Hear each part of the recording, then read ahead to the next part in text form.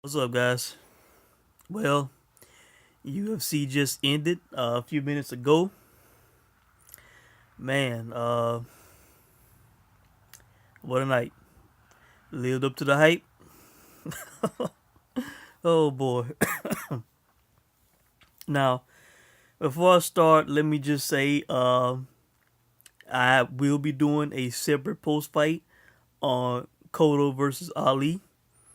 I flipped back and forth a few times. I could not tell who was winning the fight. I was surprised to hear that they had Ali winning the fight at one point. You know, and he got the decision. Uh, he he got the decision, and I will. Everybody seems to be from the commentators, the announcers, Harold Letterman. Everybody seems to feel that he won the fight. I thought the guy, if he indeed won the fight, I thought he was about to get screwed because from the way Michael Buff was reading the decision, I thought that it was going to be unanimous for Cotto. I was kind of thinking like, man, they're not going to get this guy his belt in Cotto last fight in MSG. But hey, I will be watching that fight, doing a separate post fight, and I did not announce it in my pre-fight. I started to, but I did not. But I am doing something new on my channel when it comes to bold predictions, and I will say, which fights I'm talking about. In the past I did, the infamous Crow Challenge with the Kell Brook Errol Spence fight. But now I have moved on to a different I don't know, a different challenge, if you will. And without giving it away, you have to watch that post fight video. But something that I am calling the shithead challenge, which I will. Hey, I'm gonna have to. I'm gonna have to. Be humbled in that post fight. I will be judging the fight. I'm gonna watch the fight. I'm gonna judge, and I'm gonna come on and talk about it. All right. But I was gonna do the shithead challenge for that fight and for the Holloway Aldo fight because I was so convinced that Holloway would finish, not only win but would finish Aldo. All right. Now let's talk about UFC. Uh, man. Uh, I don't really have a whole lot to say about the undercard that was on FS1. I don't even know who fought on the Fight Pass prelims. I did not watch all of the fights in their entirety. I had the first fight paused, the Felice Herrig fight, Courtney Casey. Had that fight paused up until probably maybe 10 minutes or so before the pay per view started. And I got through that fight, fast forward through that fight, and man, let me tell you, I just want to give a to Cowboy Oliveira and Yancy Medeiros, man. Man, that was a hell of a fight, man. And I will be tweeting this video to them guys if they are on Twitter. I'm assuming they are. But man, I have respect for Cowboy Oliveira. I did not know much about him up until he fought Cowboy Cerrone, and I looked into the guy, saw what he was about, and I put a little money on him to beat Cowboy, and he was beating Cowboy until Cowboy Cerrone smartly got him on the ground and submitted him. But this guy is a good striker, a tough guy, a mean, nasty guy in there, and man, him and Yancy Medeiros, man. I did not look at the prop of what that would be for fight of the night. But, man, I tell you, I did not even watch all of the fight. I watched all of the first round, some of the second round, and I fast forwarded up to the finish because I had to hurry up to catch the beginning of the pay-per-view. But these guys, man, these guys went at it, man. These guys went at it. Yancy Medeiros busted Cowboy's nose badly in the first round. It was back and forth. Cowboy was coming back, putting the pressure on Medeiros, hitting him hard, knocking him down. I mean, it was just an action fight, man. To the point to where, I was nervous, man, about, my fight of the night prediction with Gaethje and Alvarez, man. I thought that was a lock. And this fight, I was like, man, this may have screwed my my prediction up, my play up big time, man. Because that was a hell of a fight, man. If they would have won, or if they win, because I don't know at this point, I don't know who won, but officially. But if they were to win it, which I doubt, but if they were to win it, I could not be mad at all, man. And I tip my cap to both of these guys. Both guys tough, no shame in in Cowboy losing the fight or nothing. I'm pretty sure the UFC, they should. I hope they do. Slide these guys a discretionary bonus because they probably won't win fight of the night or performance of the night. I don't know. Maybe Yancy Medeiros could. I don't know, but I know Ngannou will. But I tell you, man, they need to slide these guys a few $1,000, man, for the fight they put on, man. That was a hell of a fight, man. That was a hell of a fight. So again, Cowboy Oliveira and Yancy Medeiros, man. Thank you, man. That was one of the best fights of the year in my book. All right.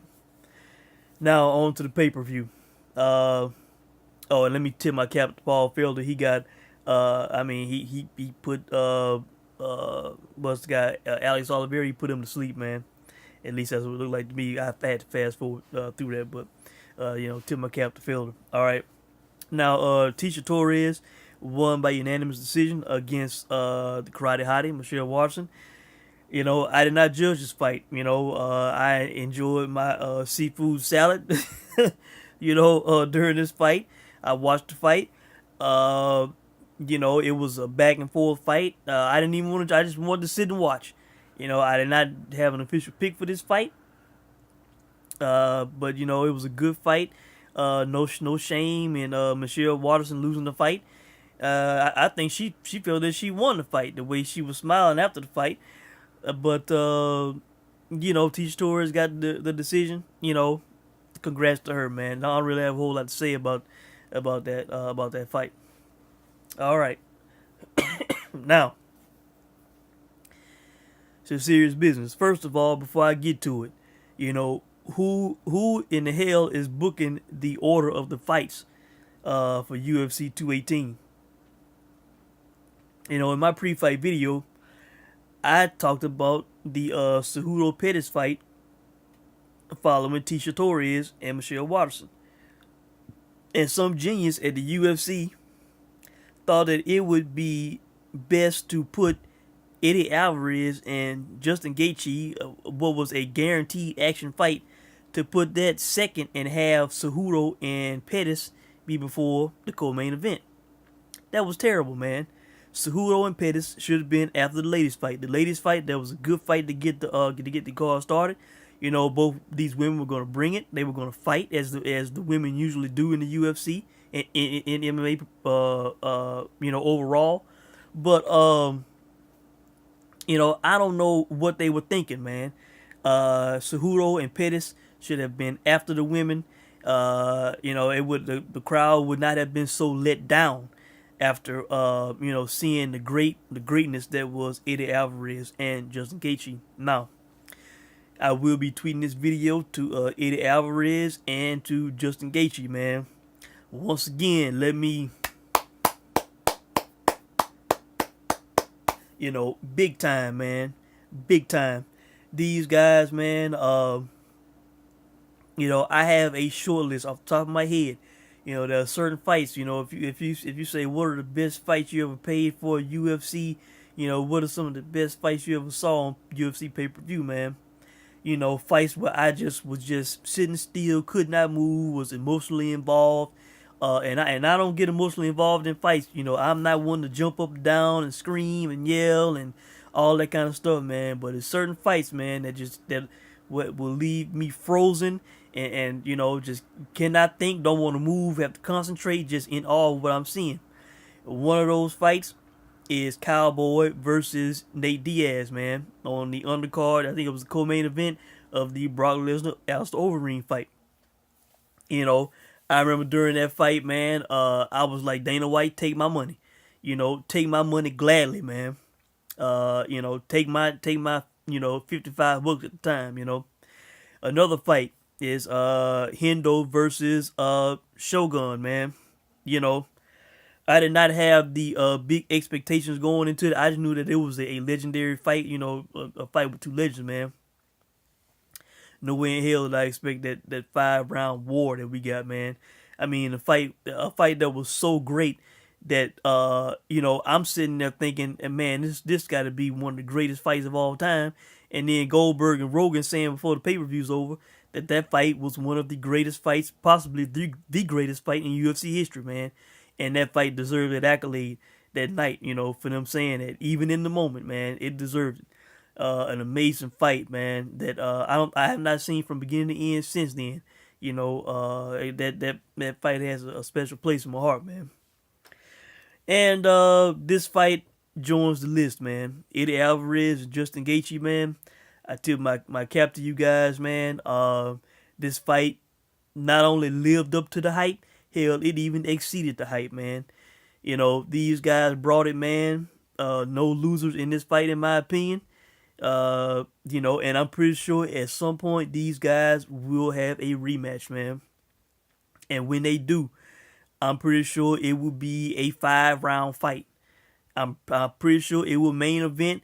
It could main event a Fox card. Hell, in my opinion, it could main event a pay-per-view, man. It could main event a pay-per-view. UFC these days, they always think they have to have title fights main event, but I was buying UFCs when title fights were not main eventing, and this fight could main event a pay-per-view, man. 5 rounds, you sell what happened in the first fight, man. Psh, whew. Okay. Now, how did the fight go? I scored the first 10-9 for Eddie Alvarez. I have that he took over and made a comeback in the second half of the round with punching, aggression, and body shots. Round 2, 10-9 for Eddie Alvarez. Body punches are a winner. Had Gaethje hurt bad at halfway point during the round. He had him turning pink. Alvarez was swelling on the right side of his face, which had me concerned, man. Eddie Alvarez, what I'm calling, he had alien, like the movie Alien. He had the alien growing out of the side of his face, man. Just adding to the drama of the fight, man. Of a fight that was already, gruesome and grueling, man. Just adding to the drama. Gaethje with the leg kicks, Eddie Alvarez, trying to survive, man, actually surviving, and it's just an amazing fight, man.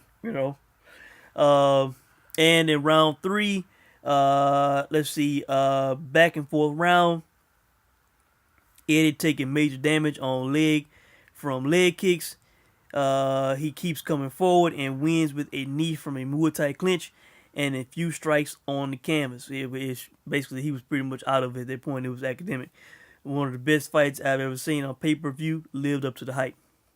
Man.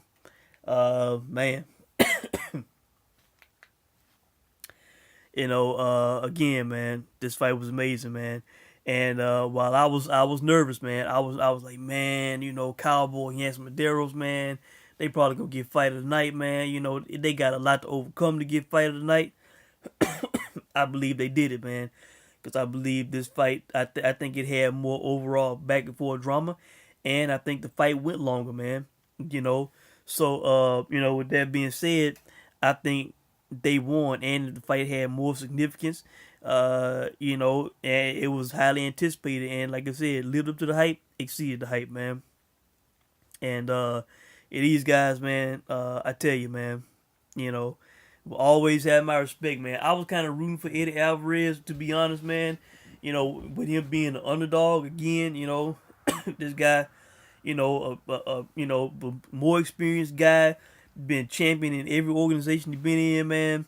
And he was the underdog to a guy who, yes, he had a bunch of finishes, a tough guy, undefeated guy, a younger guy. But, he had not been facing the likes of Eddie Alvarez in the World Series of Fighting. Come on, Eddie Alvarez, a tough guy to put away, man. Eddie Alvarez leg getting chewed up. I mean, at the end of the fight in the last round, hell, I had, like I said in the pre-fight, that play with the plus 205 for the fight to go the distance. I thought that was a great play. And hell, I damn near won. I was 90 seconds away. And I'm saying, Eddie, move away. You win the fight. You win the fight. Don't continue to take damage on the leg. He's kind of hiding the leg from him a little bit. He gives it just a little time to recover. And what does he do? He puts it back in front of him and goes forward on the guy and finishes the guy, man. I tell you, man, Eddie Alvarez, man, look, he had a terrible loss in the biggest fight of his career at MSG against Conor McGregor. I mean, a terrible loss. Embarrassed. He got embarrassed by Conor, man. A tough, great fighter like Eddie getting embarrassed like that, not too far from his hometown, was bad, man. But he has made up for it in his last two fights. He was losing. He was on the verge of getting finished by Poirier. He came back. He made Poirier quit in that fight. A fellow Louisiana guy, call it like it is. He made Dustin Poirier try to get a DQ win, man. And tonight, man, what can I say, man? This guy, man, a tough guy, man. A tough guy who, who would not quit, who kept coming forward, man. The body shots were just brilliant, man. I mean, a brilliant strategy. And, it was effective. It slowed Gaethje down, man. And, Eddie Alvarez, man, you've always had my respect, man. Like the second fight you had with Michael Chandler, man, I clearly, remember that fight. How tough Eddie was in that fight, man. And the fights he has been in the UFC, man, the guy is he's a legend, man. One of the all-time best lightweights, bottom line. And, just a joy to watch, man.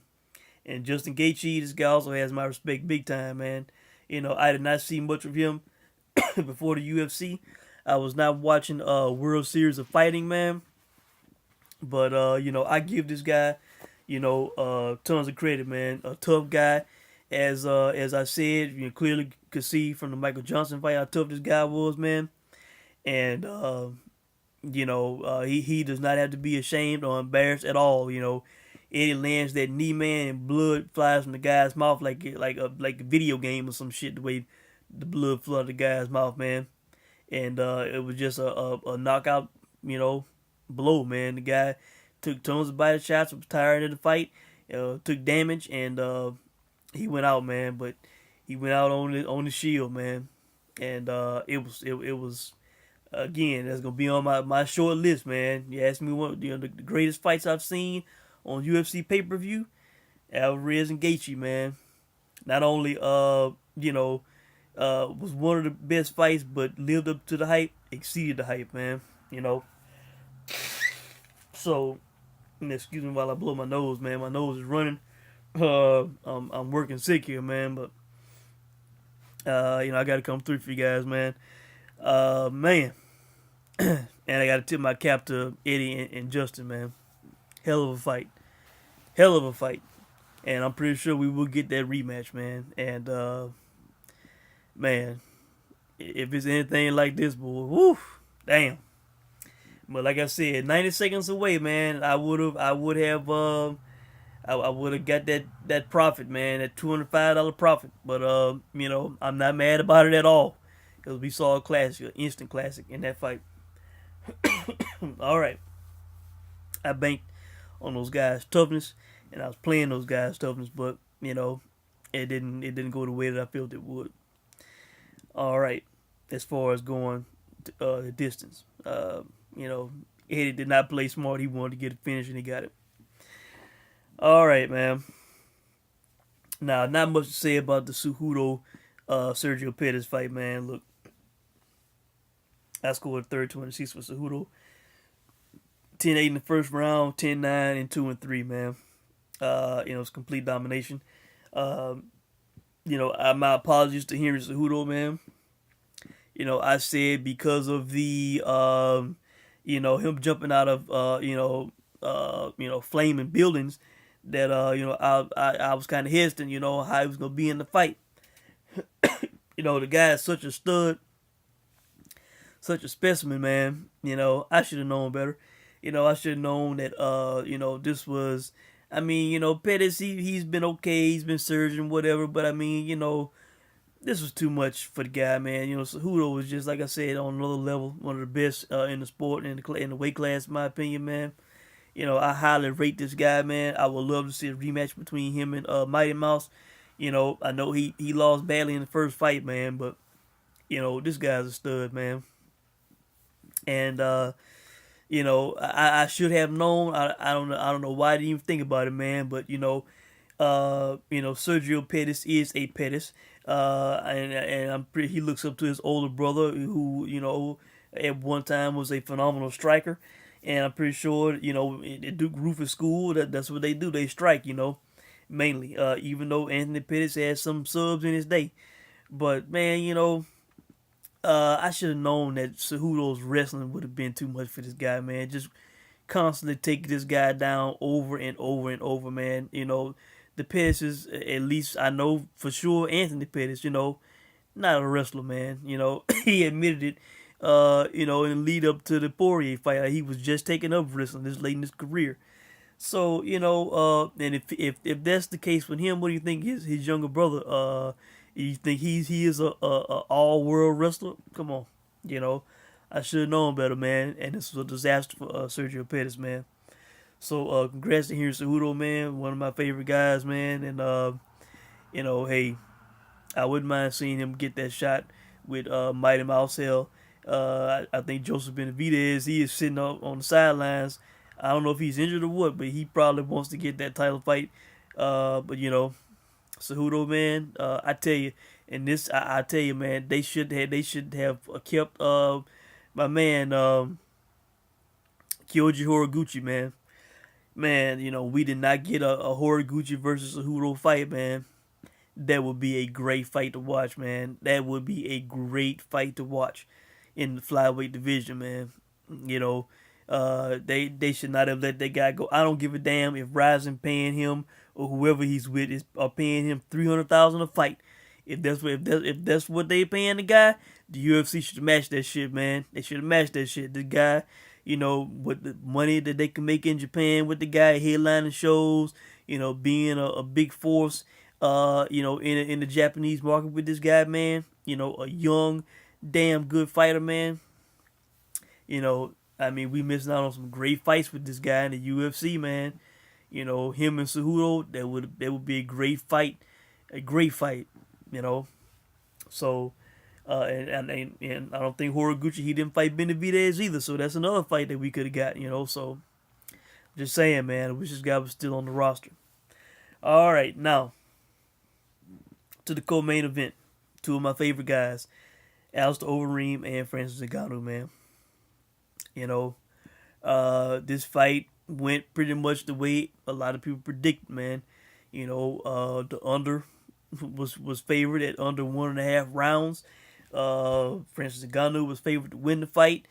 I mean, hell, it was a guy on the UFC pre-fight show saying that they put money on Ngannou to win in the first round at plus 115. Which I heard, I was like, man, that's a deal, shit. Getting better than even money on the first round finish with Ngannou, but man, Alistair came out, much to my surprise, man. He tried to be the demolition man. Maybe that's why I'm assuming, because they were announcing him as the Reem, Bruce Buffer was before, and they started calling him the demolition man again. Maybe he requested that they do that again, and maybe this is why, because he was going to try to go back to his old style, but I think it was a mistake, man. It was a mistake. He came up, I'm thinking, man, Alistair gonna go on the back foot. He's patient, and all of a sudden he goes at the guy and throws a left hook, and they clinch against the cage. Not a whole lot being done there. They separate. And man, Alistair's he's not running away. He's not trying to be a back foot fighter, nothing like that. He was trying to go at the guy. He was trying to stand in the pocket with the guy. They were throwing haymakers at each other, and man, Alistair got hit with a left uppercut, man. Snapped his head back, man, and oh shit, like I said, man, one shot on Alistair, man, from anybody, shit, and it's nervous time. He's shaking, he's wobbling, he's out, man, and man, you know, he got hit by one of the hardest hitters in the sport, man. Hell, in all of combat sports, man. They bragging about this guy's having some kind of world record with his punching power and shit, man. He got hit by that guy's with his offhand, his left hand, man. And damn, put Alistair out, man. Had him stretched out, you know, toes curled up like Rogan was saying, man, and he was just stiff, man. Damn, I hate seeing Alistair like that, man. I wonder what kind of long term effects he's gonna have from getting knocked out so much, man. But one of my favorite guys. One of them had to win, one had to lose, and congrats to Francis Ngannou, man, who definitely will be getting that title shot. No doubt about it, man. No doubt about it. So Stipe, when it comes to that fight, let me say, there was a time when I thought Stipe being UFC champion was laughable. I know way in hell that I think he was gonna beat Verdum in Brazil. And Verdum basically handed over his title, but that bullshit he did, running at Miocic like a girl, swinging his arm like this and shit, and then getting caught off guard, man. But the guy went over there, he won the belt. He turned out Alice's lights in that fight in his first title defense, and he turned out Junior Dos Santos' lights too, man. The guy is showing some serious one hitter quitter punching power, man. He is putting guys out. He is putting guys out, man. And when it comes to him and Ngannou, man, I think I do believe Ngannou will be the favorite. I think the public is gonna be it's high on Ngannou, man. They're gonna be throwing money on Ngannou. I don't know if he'll be a 2-1 favorite, but I think he will be a favorite, and people will be playing him to win inside distance. But the way I'm playing that fight, depending on the odds, I will either play that fight that the fight does not go to a decision, which hell it might open up at a minus.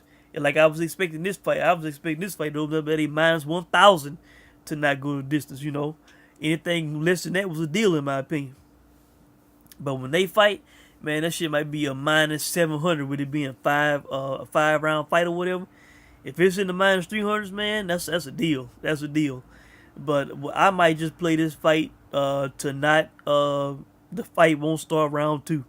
Because these guys are going to be swinging at each other, man, and trying to knock each other out, man. And hey, I respect Stipe now, man. I respect this guy. If he lands on Ngannou, man, we don't know how Ngannou will react to getting hit by a power puncher because it has not happened yet, So I'll either play that or I'll play the under, just depending on what the odds are, man. Or maybe that the fight does not start round 3. Maybe I'll give myself the second round also. It just depends on the odds, So I'm playing distance in that fight, not necessarily who's going to win. All right. And that post-fight speech that Ngannou gave, I don't know what the hell he was saying. Something about fuck slavery, fuck racism, all this. He kind of went on a little bit too long. But hey, when the guy has an impressive performance like that, shit, he can he can recite the Lord's Prayer if he wants to, man. Everybody gonna sit and listen, man. So congrats to the guy who I call the Black Hope, Francis Ngannou, man. All right, and I can't wait to see that fight with Stipe. All right, now in the main event, man.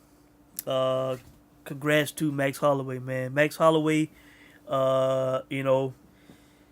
he helped me make back a majority of the money that I lost messing with Miguel Cotto's retiring ass. Last second when I saw that Miguel Cotto was about to go to distance with Saddam Ali. Saddam, don't confuse me with Muhammad Ali. When I saw that shit, I was like, man, you know what?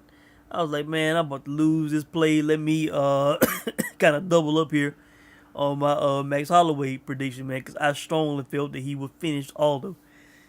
You know, uh, you know, Max Holloway, man, look, he's the younger guy, the fresher guy, more prime guy, bigger guy. Just so many advantages in my opinion in Holloway's favor. Plus, it was confirmed that he could finish Aldo. And in a 5 round fight, a finisher like Holloway, get this chance again with Aldo, man. I just felt he was gonna finish him again, man, and he did. Like I said in the pre-fight video, man, the UFC was showing all these highlights of Aldo, in his WEC days, his early UFC days when he was defending the belt and shit. The precision, speed, and power that he had. Putting it on guys, putting guys away and shit, man. Outclassing guys. That guy, he's not there anymore, man. Let's just, hey, I call it like it is. Let's face facts. And I like Aldo. I have been a fan of the guy. A great fighter. The best featherweight of all time. But I called what my eyes see, man. The guy physically is not the same, even though for the average Joe, he's in great shape. A great shape. Body looks great. Strong, fast, all that compared to the average guy.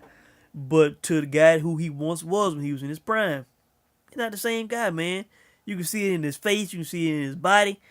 He's just not the same guy. And in the fights, in his performances, man, he's not the same guy. So, I could see that, before he stepped into the cage, man, and when they got into the middle of the cage, I looked at Aldo. He looked like a shell of himself, man. He looked like a old guy. He did. And Joe Rogan's going on talking about, oh, he's on the 31. He's on the 31. Hell, in fight years, his ass is about 37 years old, man. The guy been around forever, been in many fights, many wars, defended the belt so many times, many training camps, many training sessions. The man, he has problems making the weight. He had another tough weight cut. The man's had injuries in his career and shit, man. Come on, man. He's an old 31, man. Don't look at that damn number, man. He's like, in fight years, he's older than me. So nah, man. Nah, man, come on, Rogan, and I will be addressing Rogan in a little bit here after I finish talking about the fight. Something else I want to say about Rogan, all right? Okay, first round 10-9 Holloway. Close, but Holloway edged with significant strikes, in my opinion. Round 2, I had an even round, 10-10. By the way, Holloway said that Aldo was tired at the end of the first round, and he did appear to be breathing a little heavy, going back to the stool. All right, round 2, 10-10. Aldo was leading with leg kicks, and Holloway came on strong at the end. He did. All right, and you could clearly tell that Aldo was still getting tired, breathing heavy. All right, and in round 3, man, Aldo was fading bad, man. His gas tank, I would say was his worst enemy, but his just his faded skills and athleticism is also his worst enemy, man. The guy was clearly he was starting to get hit more, just like in the first fight in the 3rd round. He was getting hit more. He was tiring. While Holloway was swinging and kicking at the head, he could sense the guy was tiring. I'm sitting here screaming. You could tell that the guy, he was just ready to go. And I'm here screaming, body, body, body, please go to the body. The body was wide open to get hit. And Holloway, I don't know if somebody in his corner screamed it. Or if he just, the fight IQ kicked in. Maybe he watched the fight with Alvarez and Gaethje. I don't know. But he started going to the body, man. And once he did, that was pretty much all she wrote, man. That took more out of Aldo. He slowed down more. Then he tried to protect the body. The head was open to get hit. And, man, he was getting beat up bad, man. He was getting beat up bad. Blooded. I mean, that fight could have been stopped a little bit earlier than it was. I'm not going to kill Herb Dean for a stoppage. For stopping it late. Not at all. But you could tell that the guy was faded. He was done.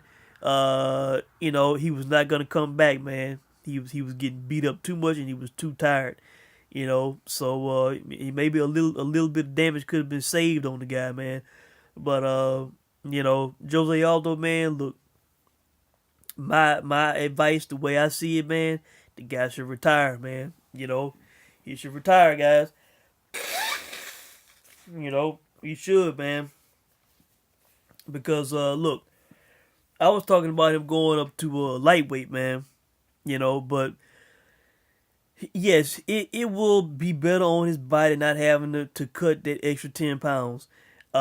His gas tank may be just a little bit better. Historically, although he has not had a great gas tank, man, he is not. He has kind of faded throughout his career like this, man. But, with age, it's getting worse with the heavy weight cut, is still, that's not helping. And, like I said, maybe it would help slightly, but nothing significant, man. And he's going to be going against bigger guys, man. He's more prone to taking damage now. He's taking more damage in fights, man. He's getting stopped. He's been stopped in 3 of his last 4 fights, man. 3 of his last 4 fights. A Jose Aldo who had not lost a fight in 10 years, man. And ever since he got knocked out by Conor McGregor, man, stopped in 3 of his last 4 fights, man. It's hard to see a legend go, get pounded on the way he was, bleeding all over, getting cut up bad, man. A guy who we never saw like that, So, my opinion, the guy should not take any more damage, on his face, on his body. I think he's made good money, and hopefully he has been smart with his money. They made a movie about the guy's life, I believe, in Brazil. That should have made some good money. Being a legend, he can make money doing all kinds of stuff, training or whatever, making appearances, whatever. But my opinion, man, 31, get out, enjoy your life, man. Don't take no more damage. Just face facts, man. These guys in the countdown shit lead up to the fight, in the embedded talking about how good Jose Aldo looked. He looked like the Aldo of old. He was hungry, and I'm just sitting back here like, yeah, okay, okay, all right, yeah, sure he is. I'm just sitting there like, okay, you're not fooling me with that shit. I've heard many trainers and many fighters say that shit over the years. And, it don't be true, man. It's just a bunch of bullshit. They fooling themselves. They're trying to fool us. And they ain't fooling me. Jose Aldo's best days are behind him, man. And it's time for the guy to get out. They need to tell the guy to get out. Forget going up lightweight, facing likes of a Khabib, who will be a monster in there, constantly taking him down and shit, man. Big ass Tony Ferguson. If he can't handle Max Holloway, an even bigger guy than Tony Ferguson, man. I mean, come on, man. Come on. Will be a disaster for Aldo, man. So, the guy, he is still, in my opinion, the greatest featherweight of all time. And while I'm on that, this is what I want to talk about with Joe Rogan's ass. Max Holloway wins the fight. And yes, Max Holloway is on a hell of a run. He's won, 12 fights in a row at this point. He is in the top 5 now. They showed the graphic at the end of the fight. He's up there with Anderson Silva, John Jones, GSP, Mighty Mouse. He is up there with those guys at what 25 years old, however old he is now, about to be 26. He is up there with those guys with having the longest winning streak, winning streaks in the UFC's history, man. At such a young age, man. And yes, he is a featherweight. Yes, he is streaking. But for Joe Rogan to say once again, he said Ronda Rousey was the greatest of all time, and it was not a close second. What the hell was Joe Rogan sniffing when he said that shit? I mean, come on, man. To say that Max Holloway, who I like, who I respect, who is on a hell of a run, who if he keeps going the way he's going, he could be the GOAT, hell. But how can Joe Rogan say that he believes that Max Holloway is now the greatest featherweight of all time, man. You want to talk about prisoner of the moment. You want to talk about being disrespectful to an all-time great legend in Jose Aldo, even though he had just been beaten and pounded out, man. You know, Jose Aldo had, how many title defenses in a row, man? You know, counting, if you include the WEC title defenses, man, hell, he probably had, what, like 10 defenses or some shit, man. You know, and yes, I combine those because the WEC belt was basically merged into the UFC featherweight championship. You know, him and Cruz and I had to fight for those belts. They basically just you know, transitioned those belts into UFC belts, man. That's what they did. And you know, man, to say that to say that Max Holloway and only his officially his first title defense, because he unified in the first fight with with Aldo. That was a unification with him being the interim champion. You know, so he really that was not a title defense. And I would count it as one. That was more of a title win in my opinion. But man, you know, so this really was his first title defense.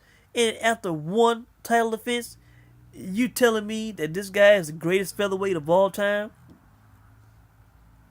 After Jose Aldo, who defended his belt, you know, a ton of times, man. You know, I mean, come on, man. You know, just ridiculous, man. Let's see. I'm about to count his title defenses. All right, he won against Mike Brown in November of 2009. All right, so let's count the title defenses. All right, 1, 2, 3, 4, 5, 6, 7, 8, 9. This man defended his title. If you combine the UFC and WEC titles together, he defended that belt, and that is completely fair on the table because that WEC is UFC property, and they merged that belt into the UFC Featherweight Championship, man. You know, they acknowledge WEC stats all the time, you know, just like they do with Strikeforce, because those are their properties, man. You know, the lineage of those titles are tied up with the UFC and those fighters, all that shit. So, yeah. So, basically, 9 title defenses, man. You know, this guy had as featherweight champion. And Joe Rogan said, immediately after that fight, that Max Holloway is now the greatest featherweight of all time. You know, once again, you know, beyond disrespectful, just like he did Cyborg with the Rousey shit, saying she was a GOAT and it was not a close second. You know, and thank you to Max Holloway. Tip my cap to Max Holloway, man. Max Holloway called like it was. He said, "No, I'm not the greatest featherweight." Did not say that shit. I need a lot more title defenses. You know, thank you, Max Holloway. You know, with attitude like that, that's gonna make me keep betting on Max Holloway, man. You know, because the guy is not too full of himself to realize his place in the sport, man. You know, the guy realizes he has more to do. And he still pays homage to Jose Aldo as the greatest featherweight of all time, which is still true, you know. So, thank you, Max Holloway, all right? And Joe Rogan, once again, you fucking up, you know, with the shit you saying, man. Just disrespecting Jose Aldo with that shit, man. You know. So, man, I believe that is it, guys. A long post-fight video for me. But, you know, this fight card and these fights deserved it, man. Again, Cowboy Oliveira and Yancy Medeiros, you know, tipping my cap, big time congrats to those guys, man. Hell of a fight. You know, Eddie Alvarez and Justin Gaethje, man. You know, I mean, damn, man, one of the best fights I've paid for on pay-per-view. The card was well worth the $60 just from that fight alone. You know, just from that fight alone. And I'm pretty sure at some point there will be a rematch, man, and it will be a 5 round fight this time. It's gonna be a 5 rounder, man. They gonna main event somewhere, you know. It should be hell. As far as I'm concerned, it should be on pay per view, and both men should get pay per view points, even if it's not for a title. You know, that's the way I feel about it, man. So, hell, that fight probably too violent for Fox. Maybe FS1, but for main Fox, hell, I don't know. But man, hell of a fight, man. Francis Ngannou, man. The power is real. UFC has to be happy, man. This guy's a stud, man. Hell, all they need to do is just put a little English room in there in the Performance Institute to help the guy with his English to get even better. Even though to say it's just, like a second or third language for the guy, he is he's pretty decent, man. To say it is a secondary language for the guy, man, you got to give him credit. He has picked up well with the language, but still needs to improve with that. And man, this guy's impressive, man. He is impressive. One of my favorite fighters, man. And cannot wait to see him and Stipe. And again, congrats to Holloway. Man, him and Frankie, man, that's gonna be a good fight. Korean Zombies there once he gets well. There's other guys there too, man. He could rematch Cub. If he fights Cub, I'm gonna put money on him to finish Cub Swanson. But like he did in the first fight with him. But just an impressive guy, Max Holloway, man. So, and Joe Rogan once again, man, chill out with that shit about talking about Max Holloway, the greatest of all time and shit. He the best featherweight of all time, man. Come on, man. Let the man get some title defenses, man. Let the man pass up Anderson Silva's streak of most consecutive wins and all this shit, man. Let the man shoot for goals and stop anointing these people, before they reach their full potential, man. So that's it, guys, man. Let me know what you think. I hope you enjoyed the fights, man. And I will be watching this Miguel Cotto Saddam Ali fight, and I will be doing a post fight on that fight. So let me know what you think. Hope you enjoyed it, man. And I'll check in soon. Thanks for watching.